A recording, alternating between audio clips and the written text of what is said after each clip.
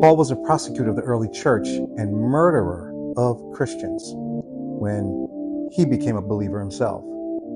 Paul was well educated in the Torah, so after his transformation, he was able to combine his born-again condition with his previous knowledge of the Torah.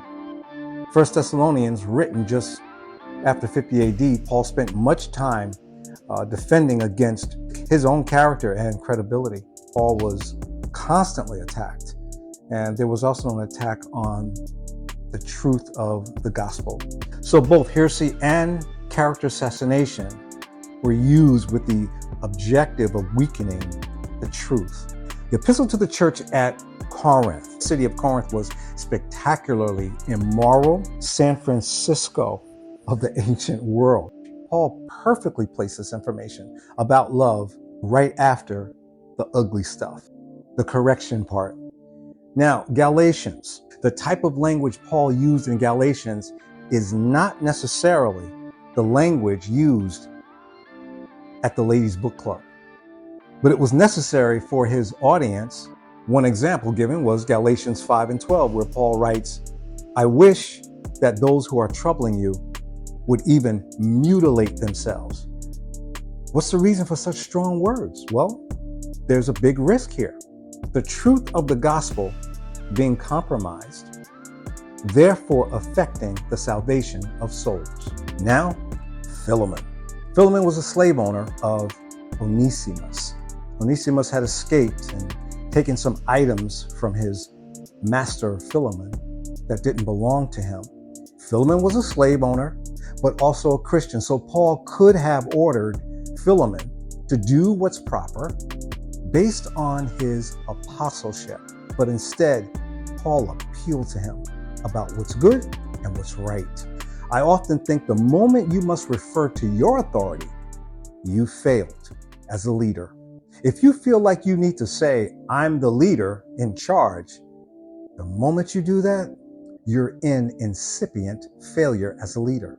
1 Timothy, this epistle places heavy emphasis on staying true to the teaching ministry and safeguarding it against false doctrine. You see, false doctrine was prevalent. Paul wrote another memorable statement with a powerful meaning: fight the good fight. Well, so what is the good fight? Teaching the truth. Now Titus, Paul refers to Titus as his son in a common faith. Titus was a pastor and a church planter.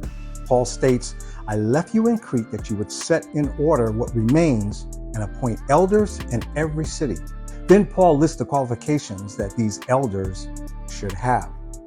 I noticed that the titles elder, overseer, bishop, and pastor are used interchangeably.